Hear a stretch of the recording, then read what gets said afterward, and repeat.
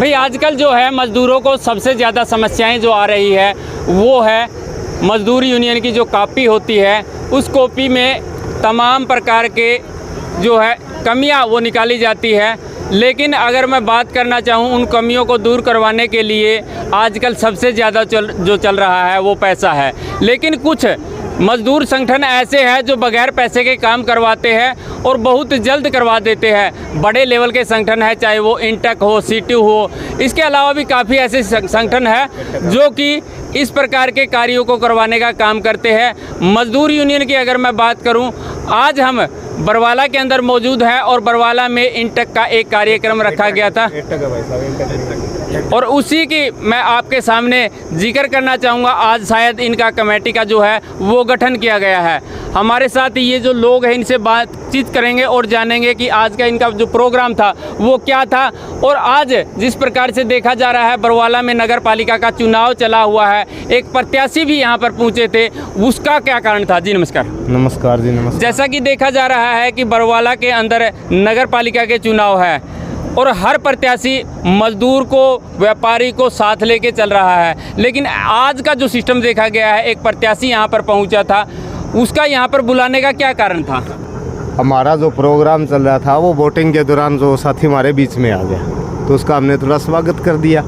और मैं Akhil Bharatiya trade union Congress संबंधित भवन निर्माण श्रमिक संघ हिसार मंडल से प्रदेश महासचिव विनोद कुमार, और आज हमारे नव निर्माण कमेटी जिला हिसार और तहसील कार्यकारिणी बरवाला का चुनाव यानी सम्मेलन था।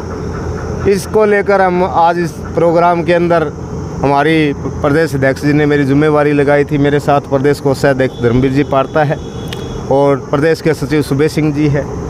इसी कार्यकारिणी को लेकर हम आज ये प्रोग्राम इसके अंदर किया है। और रही बात सरकार की, और सरकार के तो हमारे संगठन की नीति है कि हम किसी भी चुनाव के में शामिल नहीं होते। हम राजनीति सिर्फ मज़दूरों की करते हैं और मज़दूरों के हितों की रक्षा के लिए करते हैं। रही बात सरकार की, हमारा जो समय समय पर प्रोग्राम रहा है, पीछे 28 जनवरी को श्रम मंत्री अनूप जी धानक जी ने हमारे से ज्ञापन लेकर मज़दूरों को ऐसा एक मीठी गोली दे दी, कह दो कि रबड़ की दे दी, चूसने वाली जो मांगे थी हमारी मान ली भी गई और वो धरी की धरी रह गई। आज मज़दूरों के पल्ले कुछ भी नहीं है। मज़दूरों के जो पंजीकरण है वो बंद पड़े हैं, कन्यादान की राशि है, छात्रवृत्ति की है, यानी दिन प्रतिदिन सरकार ऐसी कंडीशन लगा रही है जो मज़दूर से पार नहीं होती।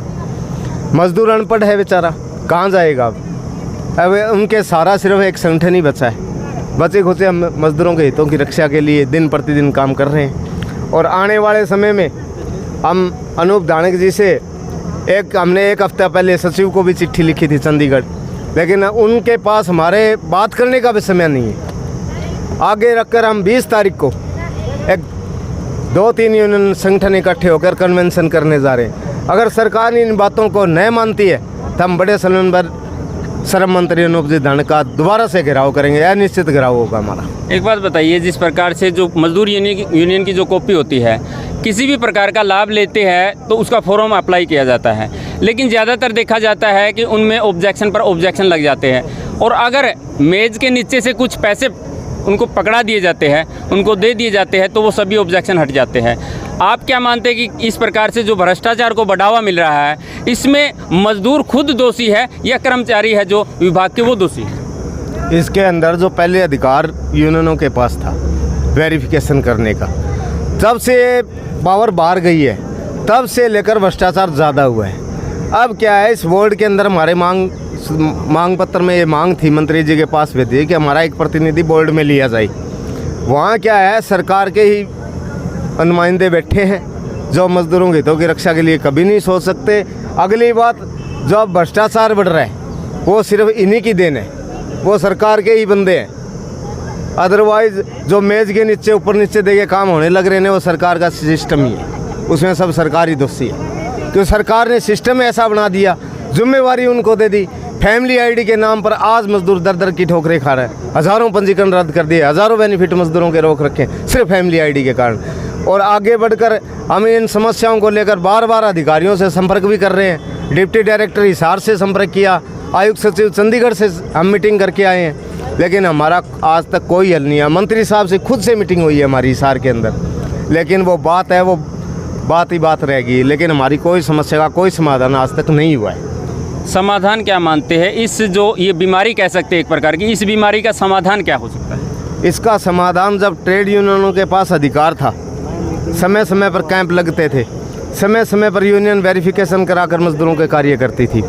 और ये मजदूर कॉपी नहीं है, ये बिल्डिंग कंस्ट्रक्शन वर्कर जो भवन निर्माण से संबंधित जो काम करते हैं, यूनियन तो सिर्फ बनवाई है, यूनियन कॉपी नहीं होती है।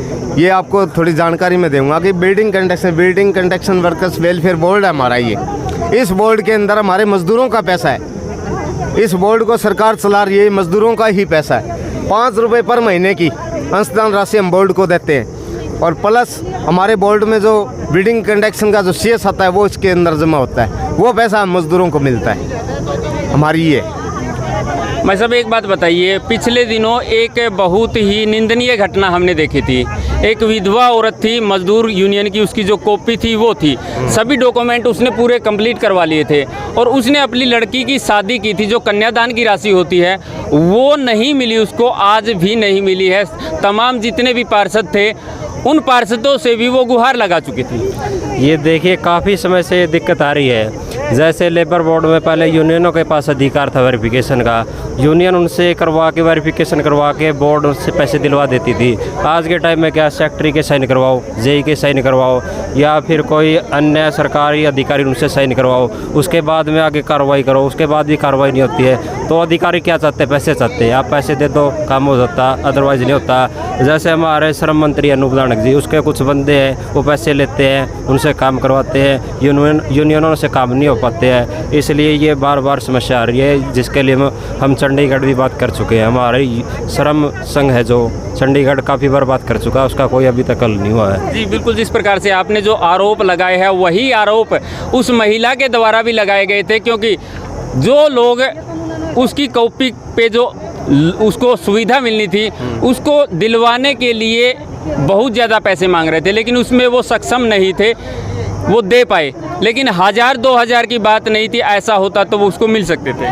1000-2000 वाली बात तो है नहीं, ये मैं बोल तो रहा हूँ आपको। जैसे श्रम मंत्री के जो नुमाइंदे हैं वो काम करवाते हैं, 40% लेते हैं, तो मजदूर 40% कहाँ से देगा?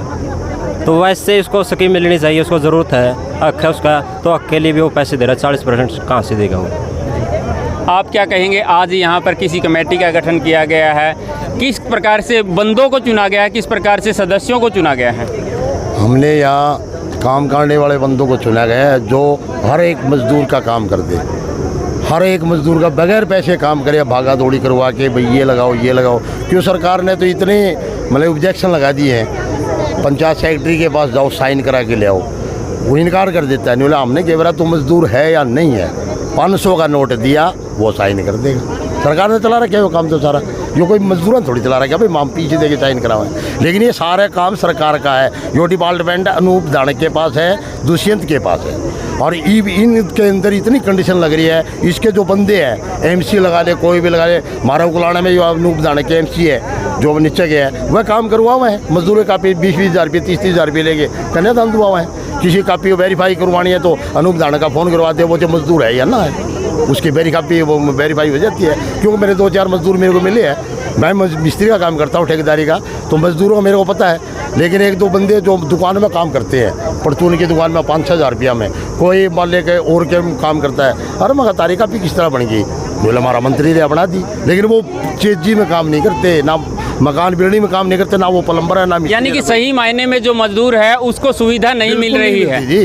जो ओरिजिनल मजदूर मिस्त्री उसकी कापी है को नहीं, और जिनके पास पैसा 2,000 रुपये 50,000 रुपये गाय मारेगा उसके बन के आ जाएगी, और वो घर बैठे हैं इसलिए वह घर बैठे ऐसी औरत हमने देखी है बानिया की रफूजिया की, उनकी कापी बन रही है, वो कोई मजदूरी थोड़ी करती है।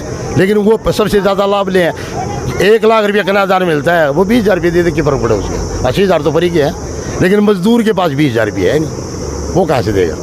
तो वो सोचता भाई मेरे साथ लड़की की शादी हुई है, मेरे को सहारा लगेगा भाई 5-7 हज़ार रुपया 1,000-2,000 रुपये में कागज़ कूचा में काम चल जाए। वो 5-4 हज़ार में काम चलता को नहीं, वो 20-20 30-30% मांगा है, 30% वो दे नहीं सकता, वो कन्यादान मिल नहीं सकता। सर आप एक बात बताइए, जिस प्रकार से यूनियनों के द्वारा बड़े बड़े जो प्रदर्शन किए जाते हैं, एक बार उनको आश्वासन दे दिया जाता है, जैसे भाई साहब ने बताया था कि प्लास्टिक की जो है वो कैप्सूल जो दे दिया गया था वो ना खाने का होता ना फेंकने का होता, उसका कुछ नहीं कर सकते।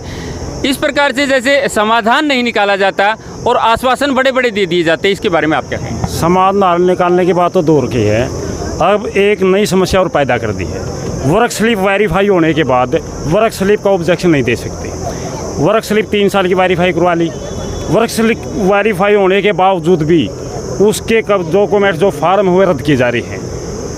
कारण क्या कहते हैं, या तो उसने एम्प्लॉयर ने फ़ोन नहीं उठाया या जिस अधिकारी ने साइन किया उसने नहीं उठाया। लेकिन जब वेरीफाई वर्क स्लिप हो जाती है उसके बाद उनके पास दोबारा फ़ोन करने की क्या ज़रूरत है? सबसे बढ़िया एक समस्या और, हिसार ज़िले में ऑब्जेक्शन किसी से टाइप का लगाते हैं, हिसार जी ने लगा दिया ऑब्जेक्शन वर्क स्लिप नहीं है, वही फाइल हिसार से फॉरवर्ड होकर किसी डिस्ट्रिक्ट में चली गई, उन्होंने लगा दिया फैमिली आईडी का, उसके बाद वही फाइल तीसरी जगह चली गई।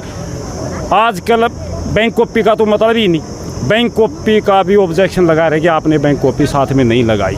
आधार कार्ड का लगा रहे आपने आधार कार्ड की कॉपी नहीं लगाई, जबकि कॉपी आधार कार्ड पर पैन कार्ड से बनती है। जी बिल्कुल। तो इस तरह के नए नए कम से कम सरकार का एक नियम तो हो, कंडीशन तो एक हो, ऑब्जेक्शन है तो कागज़ है उनको एक प्रोग्रेस दे दो, भाई ये कागज़ लगाओ। यानी रूल रेगुलेशन का कोई किसी प्रकार का नहीं है कुछ भी इसके अंदर।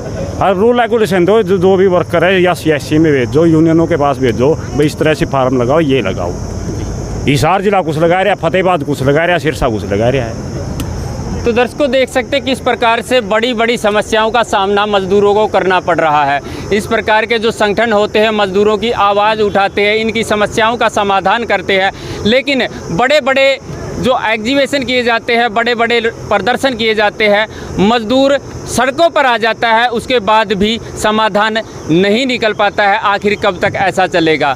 आप लोग हमारे साथ जुड़े इसके लिए आपका धन्यवाद करना चाहेंगे, लेकिन मजदूरों के लिए एक अपील आपसे रहेगी कि इस वीडियो को ज़्यादा से ज़्यादा शेयर अवश्य कर दीजिएगा। आप लोग हमारे साथ जुड़े इसके लिए आपका बहुत बहुत धन्यवाद।